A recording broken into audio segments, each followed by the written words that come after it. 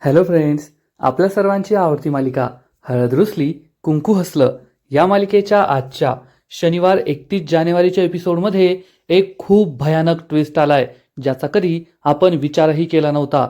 Friends, आपल्या सगळ्यांना माहिती आहे की दुष्यंत कृष्णाच्या घराबाहेर ठिय्या मांडून बसलाय की काही झालं तरी मी कृष्णाला घेतल्याशिवाय आपल्या घरी जाणार नाही. परंतु कृष्णासुद्धा हट्टाला पेटली की नाही, दुष्यंत सरकारांवर फक्त पूजाचा हक्क आहे आणि मी माझ्या लहान बहिणीचा हक्क नाही मारू शकत. त्यामुळेच आता कृष्णा आणि दुष्यंत या दोघांनी मोठे मोठे निर्णय घेतले आहेत. पहिला मोठा निर्णय घेतलाय दुष्यंतने चक्क कृष्णाला सांगितलंय, जोपर्यंत तू स्वतःच्या मनाने माझ्याबरोबर घरी यायला तयार होत नाही तोपर्यंत मी आमरण उपोषण करणार, अन्नाचा एक कण खाणार नाही, पाण्याचा एक थेंब सुद्धा पिणार नाही. हे ऐकून कृष्णाला जबर धक्काच बसलाय. पण कृष्णाने सुद्धा त्याच्या विरोधात एक मोठा निर्णय घेतलाय. कृष्णाने चक्क घर सोडून जाण्याचं ठरवलंय. ती घर, गाव, दुष्यंत, आपला संसार, आपलं कुटुंब सगळं काही सोडून दूर कुठेतरी निघून जाणार आहे आणि तिने घर सुद्धा सोडलंय. मग आता कृष्णाने जर खरंच घर सोडलं तर दुष्यंत तिला कोठे शोधणार? कृष्णा ही कायमची दुष्यंतच्या आयुष्यातून निघून जाणार का? हे सगळं घडलं तरी कसं, हे जाणून घेण्यासाठी हा व्हिडिओ शेवटपर्यंत नक्की पहा.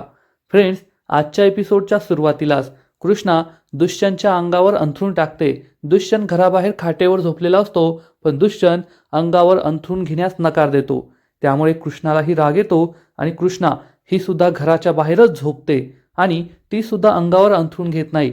दुष्यंत आणि कृष्णा हे दोघेही हट्टाला पेटलेले असतात. कृष्णाचं असं म्हणणं असतं, दुष्यंत सरकार तुम्ही घरात झोपा, अंगावर अंथरूण घ्या. पण दुष्यंतचं म्हणणं असतं, आपण दोघे एकत्र झोपूया, एकच अंथरूण अंगावर घेऊया. परंतु कृष्णा यासाठी तयार होत नाही आणि त्यामुळे हे दोघेही बाहेर थंडी वाऱ्याचे झोपलेले असतात.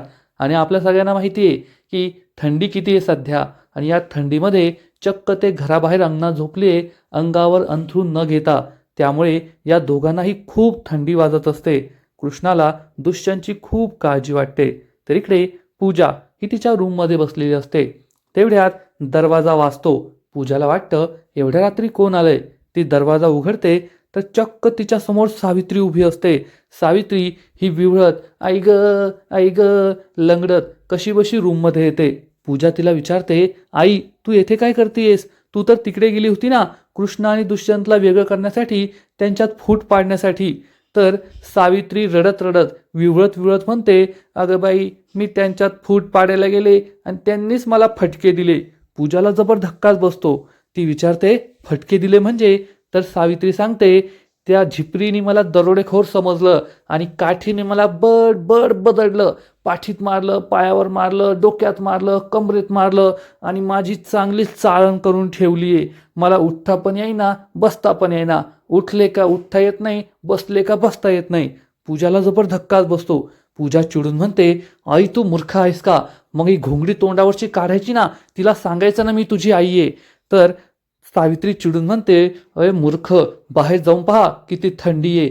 थंडीमध्ये माझ्या तोंडून शब्द निघत नव्हता आणि मी तिला एवढं सांगत बसणार आहे का? एकतर ती माझा जीव घ्यायलाच निघाली होती. अजून थोडा वेळ थांबले असते ना तर तिने मारून माझा जीवच घेतला असता. म्हणून मी कशी बशी तेथून पळत सुटले. आता माझं खूप त्रास होतोय, मी नाही तेथे थांबणार. पूजाला आपल्या आईची कीव येते. ती म्हणते, तू थांब, मी तुझ्यासाठी स्प्रे आणते.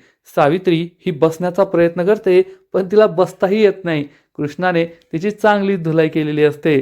त्यामुळे ती जोरजोरात विव्हळत असते, रडत असते. पूजा तिला कशी बशी बसवते. तर इकडे दुष्यंत आणि कृष्णा हे बाहेरच झोपलेले असतात. कृष्णा ही दुष्यंताकडे पाहते आणि विचार करते, दुष्यंत सरकार तुम्ही का हट्ट करताय? तुम्हाला थंडी वाऱ्याचं घराबाहेर झोपण्याची सवय नाहीये. तुम्हाला त्रास होईल, ताप येईल, पण तुम्ही मला का त्रास देताय? माझं का नाही ऐकत आहात? तर इकडे दुष्यंत विचार करतो, कृष्णा जोपर्यंत तू माझं ऐकत नाही ना तोपर्यंत मी प्रेमाची ही परीक्षा देतच राहणार. म्हणतात ना, प्रेमात परीक्षा द्यावी लागते, त्रास सहन करावा लागतो आणि मी तीच परीक्षा देतोय. आणि काही झालं तरी मी नाही जाणार. मी तुला घेतल्याशिवाय येथून जाणारच नाही. म्हणजे एकूणच दुष्यंत आणि कृष्णा आता हे दोघेही हट्टाला पेटलीये. इतका वेळ दुष्यंत हा कृष्णाच्या मनासारखं वागण्याचा प्रयत्न करत होता, तिला मनवण्याचा प्रयत्न करत होता, पण ज्याचा कृष्णावर काहीच उपयोग होत नाहीये, तिला काही फरक पडत नाहीये, हे पाहून दुष्यंत सुद्धा हट्टाला पेटलाय आणि आता काही केलं, माझा जीव जरी गेला तरी मी कृष्णाला घेऊन जाणारच, असं त्याने ठरवलंय. तर इकडे पूजा ही सावित्रीच्या पायाला पाहते तर खूप मोठा वळ असतो, तिला खूप लागलेलं असतं. पूजा म्हणते, अगं आई, हे किती जास्त लागलंय, आणि ती सावित्रीच्या पायावर स्प्रे मारते. त्यामुळे सावित्रीला खूप त्रास होतो. पूजा ही तिला विचारते, अजून कुठे लागलंय? तर सावित्री सांगते, येथे पहा, पाठीवर सुद्धा किती लागलंय. पूजा पाठीवर पाहते तर पाठीवर सुद्धा मोठा वळ असतो आणि पूजा तिच्या पाठीवर सुद्धा स्प्रे मारते आणि सावित्री हाय ग, हा हा अशी विव्हळत असते. पूजाला खूप राग येतो. पूजा चिडून म्हणते, पाहिलं का, त्या झिपरीने तुला किती मारलंय? सावित्री म्हणते, मी त्या झिपरीचा जीव घेणारे, तिला सोडणार नाही. तिने मला मारले ना, मी बदला घेऊन नक्की राहणार. पण पूजाला तेवढ्यात आठवतं की तू येथे आली, त्यांना वेगळं नाही केलं, मग ते दोघे रात्रभर एकत्र, त्यांच्यात काही झालं मग? तर सावित्री म्हणते, मला नको सांगू, मी नाही जाऊ शकत. तुला माहितीये का, एवढ्या रात्री त्या गावावरून या गावात मी लंगडत लंगडत आलीये आणि आता पुन्हा एकदा लंगडत लंगडत जाऊ का? मी नाही जाणार. ती बाजबाई आणि तू काय करायचं ते करून घ्या, मला सांगायचं नाही. पूजाला खूप राग येतो आणि ती सावित्रीच्या पाठीवर जोरात स्प्रे मारते. त्यामुळे सावित्री आणखीनच विव्हळते. पण पूजा दात ओठ खात असते. आता सगळं हातातून गेलंय. कृष्ण आणि दुष्यंत रात्रभर एकत्र राहणार, त्यांच्यामध्ये काय होईल हा विचार करून ती खूप चिडते. पण पूजाला माहीत नाहीये की कृष्ण आणि दुष्यंत तिच्यासारखे नाहीयेत आणि हे दोघे नवरा बायको असताना सुद्धा एकमेकांमध्ये आजपर्यंत अंतर बाळगून आहेत. नाहीतर पूजा तिने बॉस बरोबर काय केलं होतं हे आपल्या सगळ्यांनाच माहिती आहे. पण माणूस जसा असतो ना, त्याला सगळं जग तसंच दिसत असतं, हे मात्र खरं. दुसरा दिवस उजाडतो आणि कृष्णा ही झोपेतून जागी होते. तेव्हा तिला दिसतं की दुष्यंत हा झोपलाय आणि थंडीने कुडकुडतोय.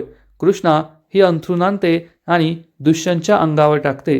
ती घरात जाऊ लागते, पण तिला दुष्यंतची काळजी वाटते. दुष्यंतची कीव येते. ती दुष्यंत जवळ बसते आणि प्रेमाने त्याच्या गालावर, त्याच्या चेहऱ्यावर हात ठेवते. पण त्याचा स्पर्श होताच कृष्णाला जबर धक्का बसतो, कारण दुष्यंतला खूप ताप आलेला असतो. तो तापाने फणफणत असतो. कृष्णा म्हणते, दुष्यंत सरकार उठा, तुम्हाला किती ताप आलाय? दुष्यंतला खरंच खूप ताप आलेला असतो. त्याची अवस्था बिकट असते आणि तो थरथरत्या आवाजात म्हणतो, जाऊ दे ना, ठीक आहे, प्रेमाच्या परीक्षेत एवढं झालं तर काय फरक पडतो? कृष्णाला खूप वाईट वाटतं. कृष्णा म्हणते, दुष्यंत सरकार तुम्ही थांबा, मी तुमच्यासाठी काढा बनवून आणते. आणि कृष्णा घरामध्ये येते. सगळ्यात आधी ती डॉक्टरांना फोन करते आणि डॉक्टरांना घरी बोलून घेते की मी कृष्णा बोलतीये, दुष्यंत सरकारांना बरं नाहीये, तुम्ही माझ्या घरी या. आणि मग ती दुष्यंतसाठी काढा बनवायला येते, म्हणजे दुष्यंतला बरं वाटेल. कृष्णा खूपच प्रेमाने दुष्यंतसाठी काढा बनवते. इकडे दुष्यंत हा बाहेर थंडीने कुडकुडत असतो, तापाने फणफणत असतो. तर बाजाबाई ही मात्र तिच्या घरी मस्त सकाळचा चहा एन्जॉय करत असते. तेवढ्यात सावित्री आणि पूजा ब्रेकफास्ट करायला तेथे येतात. सावित्री विचारते, पूजे, या घरात खायला छान छान असेल ना? तेवढ्यात बाळजाबाई सावित्रीकडे पाहते आणि सावित्री चक्क घरी आलीये हे पाहून तिला आश्चर्याचा धक्काच बसतो. ती विचारते, सावित्रे, तू येथे काय करते? तुला तर मी तुझ्या घरी पाठवलं होतं ना? तर सावित्री सांगते, काय सांगू बाळजाबाई तुम्हाला, काल मी तेथे गेले आणि त्या दोघांनी माझी चांगलीच कुटाई केली, मला बदडून काढलं. त्या कृष्णीने मला चोर समजलं आणि काठ्यानी माझ्या पायावर मारलं, पाठीवर मारलं, कमरेत मारलं, मला अख्खं मोडतोडच करून ठेवलीये. म्हणून मला काही त्यांच्यात फूट पाडता आले नाही. हे ऐकून बाळजाबाईला खूप राग येतो. ही सावित्री काही कामाची नाहीये हे तिला समजतं. तर सावित्री आपल्या पाठीवरचे, पायावरचे, सगळीकडचे वळ तिला दाखवू लागते. त्यामुळे बाळजाबाई आणखीनच चिडते. तर इकडे कृष्णा दुष्यंतसाठी काढा घेऊन येते. काढा खूप गरम असतो. दुष्यंत हा कसाबसा जागेवर उठून बसतो आणि काढा घेण्याचा प्रयत्न करतो, तर त्याचा हात खूप थरथर करत असतो. कृष्णाला हे दिसतं. तिला खूप वाईट वाटतं. कृष्णा दुष्यंतला म्हणते, दुष्यंत सरकार, तुमचा हात किती थरथरतोय, तुम्ही काढा कसा पकडणार आणि काढा कसा पिणार? थांबा, मी तुम्हाला काढा पाजते. कृष्णा ही दुष्यंतला खूप प्रेमाने स्वतःच्या हाताने काढा पाजते. ती पहिले आधी काढा फुंकते, कारण काढा खूप गरम असतो, आणि मग दुष्यंतला पाजते. दुष्यंत कृष्णाकडे पाहतच राहतो. दुष्यंत हा कृष्णाला म्हणतो, कृष्णा तू मला किती प्रेमाने काढा पाजते, मला थोडासा ताप आला तर तुला माझी किती काळजी वाटते. यावरून असं दिसतंय की तुझं माझ्यावर अजून सुद्धा खूप प्रेम आहे, तुला माझी किती काळजी वाटते. आणि तू हे मान्य केलंय की तूच माझा वर्तमान आणि भविष्य आहेस, आणि पूजा माझा वर्तमान नाहीये, ती माझा भूतकाळ होती. आणि आता चल माझ्याबरोबर, आपण घरी जाऊया, सुखाचा संसार करूया. पण कृष्णाला मात्र हे पटत नाही. दुष्यंत कृष्णाचा हात हातात घेतो आणि तिच्या हातून काढा पितो. पण कृष्णाला मात्र हे बिलकुल आवडत नाही आणि कृष्णा त्याचा हात सोडून घरामध्ये निघून जाते. त्यामुळे दुष्यंतला वाईट वाटतं. तर इकडे सावित्री रात्री काय घडलं ते सगळं बाळजाबाईला सांगते. बाळजाबाईला खूप राग येतो. बाळजाबाई चिडून म्हणते, सावित्रे तुला एक काम धड जमत नाही. तुला एक काम सांगितलं ना की तू त्याचं वाटोळ केलं हे ठरलेलंच असतं, आणि स्वप्न तर भली मोठी मोठी पाहते, आकाशाला भिडणारी. सावित्रीला काही कळतच नाही आणि ती म्हणते, अहो बाळजाबाई आकाशाला भिडणार नाही, आकाशाच्या वर जाणारी स्वप्न मी पाहते. पूजा तिला थांबवते. बाळजाबाई म्हणते, एक नंबरची माठ आहेस तू, माठ. मी काय बोलते ते सुद्धा तुला समजत नाही, मूर्ख कुठली. त्यामुळे पूजाला खूप वाईट वाटतं. तर इकडे कृष्णा ही घरामध्ये येते आणि खूप दुःखी होते. कृष्णा म्हणते, दुष्यंत सरकार तुम्ही हे काय करताय, मला का पुन्हा एकदा प्रेमाच्या जाळ्यात ओढताय. मला या युद्धात नाही पडायचंय, मला तुमच्याबरोबर संसार नाही करायचा आहे. जर मी पुन्हा एकदा तुमच्या प्रेमात अडकले ना तर मला मोह होईल तुमच्याशी संसार करण्याचा, तुमच्याबरोबर राहण्याचा, तुमच्याबरोबर संपूर्ण आयुष्य घालवण्याचा, आणि मी ते नाही करू शकत. कारण तुमच्या त्या संसारावर तुमच्यावर फक्त माझ्या पूजाचा हक्क आहे, तो माझा हक्क नाहीये, आणि मी माझ्या लहान बहिणीचा हक्क नाही हिरावून घेऊ शकत. तुम्हाला हे का कळत नाहीये, तुम्ही असे का वागताय. दुष्यंत सरकार तुम्ही हे जे काही करताय ना त्यामुळे मला खूप त्रास होतोय. तुम्ही जा येथून, जा पूजाबरोबर सुखाचा संसार करा. तुम्हाला दोघांना सुखी पाहून मला सुद्धा आनंद होईल. तुमची आणि माझी साथ ही इथपर्यंतच होती, आपल्या दोघांची जन्माची साथ कधी नव्हतीच. फक्त आपण इतकंच जगणार होतो एकत्र, असा विचार करून कृष्णा खूप दुःखी होते. फ्रेंड्स, हा सीन खरंच खूप इमोशनल आहे.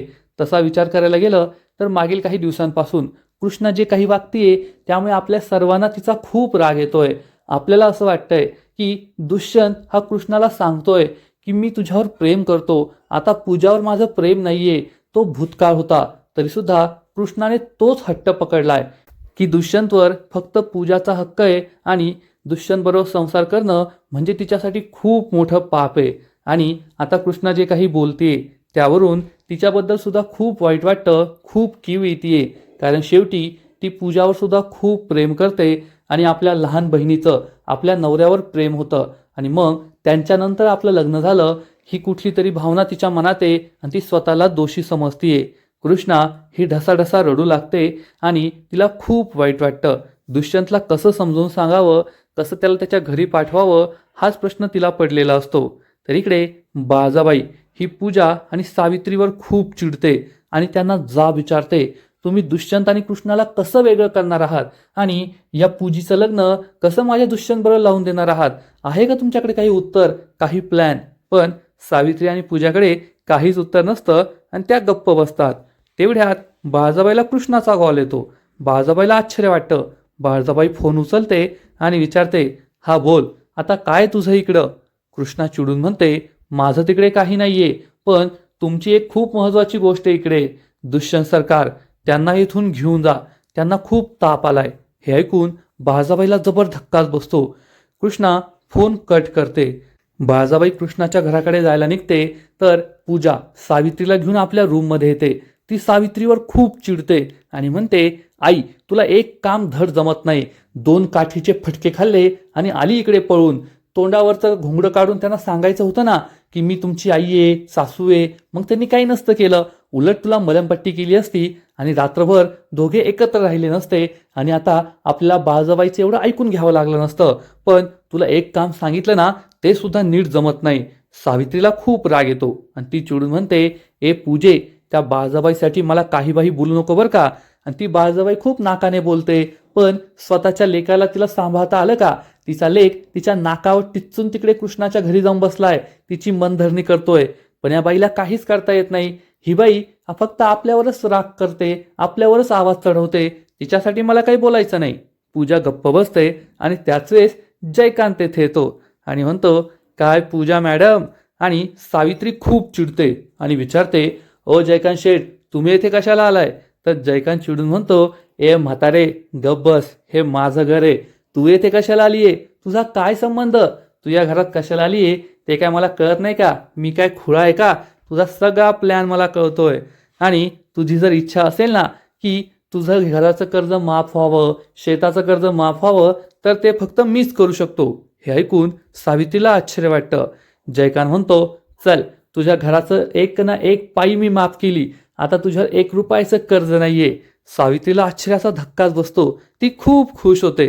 जयकांत म्हणतो, फक्त त्यासाठी तुला माझी एक अट मान्य करावी लागेल. तुझी ही जी सुंदरा मुलगी आहे ना, तिचं लग्न माझ्याशी करून द्यावं लागेल, या जयकांत रांगणे पाटलांशी. त्यामुळे पूजा खूप चिडते. सावित्री चिडून म्हणते, जयकांत शेठ. तर जयकांत म्हणतो, ए गप, तुझ्या पुरीला या रांगणे पाटलांची सून व्हायची ना, मग हा जयकांत रांगणे पाटील या कुटुंबाचा कुलदीपक आहे. तुझ्या पोरीचं लग्न माझ्याशी करून दे, म्हणजे तुझी पोरगी सुद्धा सुखात राहील आणि मी सुद्धा सुखात राहील. उगाचच त्या दुष्यंत मागे माझाडी करून काही फायदा नाहीये. तो कृष्णाला कधीच सोडणार नाही आणि तुझ्या या पूजाशी कधीच लग्न करणार नाही. पण तुझी पूजा मला आवडलीये, तिची आणि माझी जोडी खूप भारी दिसेल, तिचं लग्न माझ्याशी करून दे. पूजाला खूप राग येतो आणि ती चिडून म्हणते, यू, आणि चक्क ती जयकांतवर हात उचलते. पण जयकांत तिचा हात पकडतो आणि म्हणतो, तुझ्यासारख्या लई बिजल्या मी पकडल्यात, त्यामुळे हा कडकडाट मला नको दाखवू. गुपचूप माझी ऑफर मान्य करायची आणि माझ्याशी लग्न करायचं. पूजा जयकांतकडे खूप रागारागाने पाहत असते. फ्रेंड्स, एकीकडे कृष्णाला असं वाटतंय की दुष्यंत आणि पूजाचं लग्न लावून द्यावं, पण जयकांत हा पूजाच्या हात धुवून मागे लागलाय आणि एखाद्या दिवशी खरंच या दोघांचं लग्न होईल. आणि ज्या दिवशी या दोघांचं लग्न झालं ना, त्या दिवशी कृष्ण आणि दुष्यंतचा मार्ग मोकळा होईल, एवढं मात्र नक्की. तर इकडे कृष्णाच्या घरी डॉक्टर आलेले असतात आणि दुष्यंतला चेक करत असतात. कृष्णा डॉक्टरांना सांगते, सकाळी मी त्यांना काढा दिला होता, पण त्यांचा तापच कमी होत नाहीये. आणि त्याच वेळेस बाळजाबाई धावत पळत तेथे येते आणि दुष्यंतची ही अवस्था पाहून तिला मोठा धक्काच बसतो.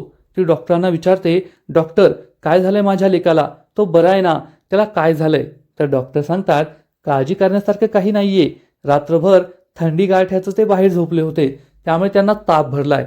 हे ऐकून बाळजाबाईला खूप राग येतो. डॉक्टर सांगतात, मी त्यांना काही औषधं लिहून देतो आणि ती औषधं त्यांना द्या, ते लवकरच बरे होतील. असं म्हणून डॉक्टर प्रिस्क्रिप्शन लिहून देतात आणि तेथून निघून जातात. बाळजाबाईला खूप राग येतो आणि ती कृष्णावर चिडून म्हणते, कृष्णे, हे काय केलंस तू? माझा लेक तुझ्या दाराशी आला आणि तू त्याला घरात सुद्धा घेतलं नाही. येथे अंगणात थंडी गारठ्याचं अंगावर अंथरून सुद्धा दिलं नाही. त्याला बाहेर झोपवलं. पाहिलं का तो तापाने किती फणफणतोय? त्याचा जीव घ्यायला निघालीस का तू? हे ऐकून कृष्णाला खूप राग येतो. कृष्णा चिडून म्हणते, ओ बाळजाबाई, माझ्यावर असले आरोप नाही लावायचे. मी तुमच्या लेकाला सांगितलं होतं, येथे थांबू नका, तुमच्या घरी जा, नाहीतर घरामध्ये या. मी त्यांना अंथरूण सुद्धा दिलं होतं, पण त्यांनीच हट्ट धरला आणि ते घराबाहेर आले आणि अंगावर अंथरूण सुद्धा नाही घेतलं. यात माझी काही चूक नाहीये. बाळजाबाईला खूप राग येतो. तर दुष्यंत म्हणतो, आई, ती खरं बोलतीये, मीच हट्टाने येथे बाहेर झोपलो होतो. बाळजाबाईला राग येतो आणि ती दुष्यंतला जाब विचारते, दुष्यंत, तू हे सगळं का करतोय? या मुलीसाठी का, जिला तुझ्या प्रेमाचं काही देणं घेणं नाहीये? बस झाली तुझी मनधरणी, बस झाली तुझी पायधरणी. आता हे सगळं करण्याची गरज नाहीये. या कृष्णाचा विचार सोडून दे आणि चल घरी. त्यामुळे दुष्यंत खूप दुःखी होतो आणि म्हणतो, नाही आई, जोपर्यंत या कृष्णा माझ्याबरोबर घरी परत येत नाही, तोपर्यंत मी सुद्धा घरी परत येणार नाही. मी येथेच राहणार. कृष्णाला जबर धक्काच बसतो आणि कृष्णा रागारागाने घरामध्ये निघून जाते. बाळजाबाई दुष्यंतला समजावण्याचा प्रयत्न करत असते. पाहिलंस का, त्या कृष्णाला तुझं काही देणं घेणं नाहीये. तू जगो वा मरो, तुला ताप येऊ, तिला तुझी काही पडलेली नाहीये. उगस का तिच्या मागे मागे लागलाय? चल घरी. पण दुष्यंतने ठरवलेलं असतं की काही झालं तरी तो कृष्णाला सोडून घरी येणार नाही. कृष्णाशिवाय त्या घरात पाय ठेवणार नाही आणि त्याच्या हट्टापुढे बाळजाबाईचं काहीच चालत नाही. कृष्णा ही घरात गेलेली असते. बाळजाबाई तिच्या मागे मागे येते आणि म्हणते, कृष्णे, मला नव्हतं वाटलं मला हे कधी म्हणावं लागेल, पण आता स्वतःच्या लेकासाठी म्हणावं लागतंय. चल घरला. कृष्णाला जबर धक्काच बसतो. कृष्णा विचारते, हे तुम्ही बोलताय का? तुम्ही बाळजाबाई, जिने दुष्यंत सरकारांच्या आयुष्यातून आणि तुमच्या घरातून मला बाहेर काढण्यासाठी काय काय कटकारस्थानं केली, माझा जीव घेण्याचा सुद्धा प्रयत्न केला, आणि आज मी तुमच्या घराबाहेर आलीये, दुष्यंत सरकारांच्या आयुष्यातून बाहेर पडलीये, तर तुम्ही मला त्या घरात परत बोलवताय. मला तर आश्चर्य वाटतंय. तर बाळजाबाई म्हणते, कृष्णे, ते काय असतं ना, माणसाला परिस्थितीनुसार वागावं लागतं, आणि वेळ पडली ना तर गाढवाला सुद्धा बाप बनवावं लागतं. तसं तू ते गाढव आहे ज्याला मला आता बाप बनवावं लागत आहे, पण ज्या दिवशी माझी बारी येईल ना, त्याच गाढवाच्या अंगावर ओझत ठेवून मी त्याला संपूर्ण गावभर फिरवणार, हे तू लक्षात ठेव. कृष्णा खूप चिडते आणि म्हणते, बाळजाबाई, तुम्ही तुमच्या लेकाला समजवा. माझा त्यांच्यावर आणि त्यांच्या संसारावर कोणताच हक्क नाहीये. त्यांच्यावर फक्त माझ्या बहिणीचा, पूजाचा हक्क आहे, आणि तो हक्क मी नाही हिरावून घेऊ शकत. हे ऐकून बाळजाबाई खूप खुश होते आणि दुष्यंतला म्हणते, ऐकलं का दुष्यंता, या कृष्णाची मी किती मनधरणी करतेय, पण ती माझं ऐकायलाच तयार नाहीये. किती समजावते मी तिला. आणि कृष्णा ही खूप चिडते की बाळजाबाई कशी नाटकं करतेय. बाळजाबाई चक्क कृष्णासमोर हात जोडते आणि म्हणते, कृष्णे, पहा, मी तुझ्यासमोर हात सुद्धा जोडायलीये. चल ना आता घरी. नको माझ्या दुष्यंतला त्रास देऊ, नको त्याची अशी परीक्षा पाहू. तर कृष्णा चिडून म्हणते, बाळजाबाई, मला खूप भारी वाटतंय की तुम्ही माझ्यासमोर हात जोडले, म्हणजे तुम्ही हार मानलीये आणि मी जिंकलीये. परंतु मला त्या घरात परत यायचं नाही, कारण ते घर माझं नाहीये. आणि एक लक्षात ठेवा, मी तुमच्यावर उपकार केले आहेत की तुम्हाला या घरात पाय ठेवू दिला, येथे उभं राहू दिलं. नाहीतर मी तुम्हाला आता काहीच मानत नाही. तुमचा आणि माझा काहीच संबंध नाहीये. ही कृष्णा चक्क आपला अपमान करतेय. आपल्याला म्हणतीये की मी तुम्हाला घरात पाय ठेवू दिला, हेच माझे उपकार माना, नाहीतर मी तुम्हाला हकलून दिलं असतं. त्यामुळे बाळजाबाईला खूप राग येतो. तिची तळपायाची आग मस्तकात जाते आणि ती चक्क कृष्णावर हात उचलते. परंतु त्याच वेळेस दुष्यंत तेथे येतो आणि बाळजाबाईचा हात पकडतो. बाळजाबाईला कृष्णावर हात उचलू देत नाही, कृष्णाला मारू देत नाही. त्यामुळे बाळजाबाईला आश्चर्य वाटतं. ती दुष्यंताकडे पाहते. कृष्णा सुद्धा दुष्यंताकडे पाहते की याने चक्क बाळजाबाईंचा हात पकडलाय, ते सुद्धा आपल्यासाठी. आणि आजचा एपिसोड येथेच संपतो. फ्रेंड्स, खरंच हळद रुसली कुंकू हसलं या मालिकेचा आजचा एपिसोड खूप भारी होता. दुष्यंत हा आपल्या प्रेमासाठी प्रत्येक परीक्षा द्यायला तयार आहे. रात्रभर तो थंडीत कुडकुडत झोपला आणि त्यामुळेच त्याला ताप सुद्धा भरलाय. पण कृष्णाला सुद्धा त्याची खूप काळजी वाटतीये. कृष्णाने त्याच्यासाठी काढा बनवला, डॉक्टरांना बोलवलं, बाळजाबाईला बोलवलं, पण ती दुष्यंतचं ऐकायला तयार नाहीये, आपल्या घरी जायला तयार नाहीये. आजचा एपिसोड तर भारी होता, पण या मालिकेचा पुढील एपिसोड आणखीन भारी असणारे, आणखीन मोठा ट्विस्ट या मालिकेत येणारे. मग नेमकं घडणार तरी काय? तर फ्रेंड्स, पुढील एपिसोडमध्ये आपण पाहू की दुष्यंत हा कृष्णाला शेवटचा फायनल अल्टिमेटम देणार, शेवटची वॉर्निंग देणार की कृष्णा, तू आता माझ्याबरोबर घरी यायलाच हवं, नाहीतर मी अन्न आणि पाण्याचा त्याग करेल. जोपर्यंत तू माझ्याबरोबर घरी यायला तयार होत नाही, घरी येत नाही ना, तोपर्यंत मी अन्नाचा एक कण खाणार नाही, पाण्याचा एक थेंब पिणार नाही, आमरण उपोषण करेल. हे ऐकून कृष्णाच्या पायाखालची जमीनच सरकणार. कृष्णासाठी इकडे आड आणि तिकडे विहीर असेल. मग आपल्या सर्वांना असं वाटलं की कृष्णा ही लगेचच दुष्यंतचं ऐकेल आणि म्हणेल, ठीक आहे दुष्यंत सरकार, मी तुमच्याबरोबर घरी यायला तयार आहे. पण कृष्णा तर कृष्णा आहे. कृष्णा त्याच्यापेक्षा मोठा निर्णय घेणार, एक नंबरचा बावळट आणि मूर्खपणाचा निर्णय घेणार. कृष्णा ही चक्क घर सोडून जाण्याचा निर्णय घेईल. दुष्यंत जेव्हा झोपलेला असेल तेव्हा कृष्णा हे आपली बॅग बांधणार, पिशवी बांधणार आणि मग दुष्यंतला नमस्कार करेल, त्याचा आशीर्वाद घेईल आणि दुष्यंतला म्हणेल, दुष्यंत सरकार, तुम्ही माझ्यासमोर कोणताही पर्याय ठेवलेला नाहीये. तुम्ही आमरण उपोषण करणार आहात आणि आता मी तुम्हाला सोडून कायमचं निघून चाललीये. याचा अर्थ कृष्णा ही स्वतःचं राहतं घर, स्वतःचं गाव सोडून कायमची दूर चाललीये, अशा ठिकाणी जेथे दुष्यंतला तिला कधीच शोधता येणार नाही. आणि मग कृष्णा आपली बॅग घेऊन घर सोडून निघून जाते. आणि जेव्हा दुष्यंत हा जागा होईल, शुद्धीतील, आणि त्याला समजेल की कृष्णा घर सोडून गेलीये, तेव्हा दुष्यंतची अवस्था काय होणार आहे? कारण दुष्यंतला आधीच ताप आलाय, त्यात त्याने अन्न आणि पाणी सोडलंय. या अवस्थेत कृष्णाला शोधणं त्याच्यासाठी खूप अवघड होईल. त्याची तब्येत आणखीन बिघडेल, एवढं मात्र नक्की. तर फ्रेंड्स, एकूणच या मालिकेत आता एकानंतर एक खूप भारी ट्विस्ट येणार आहे. मालिका खूप जबरदस्त होईल एवढं मात्र नक्की. तर तुम्हाला सुद्धा हळद रुसली कुंकू हसलं ही मालिका आवडते ना? या मालिकेचे हे सगळे ट्विस्ट आवडतायत ना? नक्कीच कमेंट करून सांगा. आणि या मालिकेचे असेच नवीन नवीन अपडेट्स सर्वात आधी जाणून घेण्यासाठी व्हिडिओला लाईक करा, शेअर करा, चॅनलला सबस्क्राईब करून बेल आयकॉनवर क्लिक करा. म्हणजे या मालिकेचे नवीन नवीन एपिसोड तुम्हाला सर्वात आधी पाहायला मिळतील. खूप खूप खूप धन्यवाद.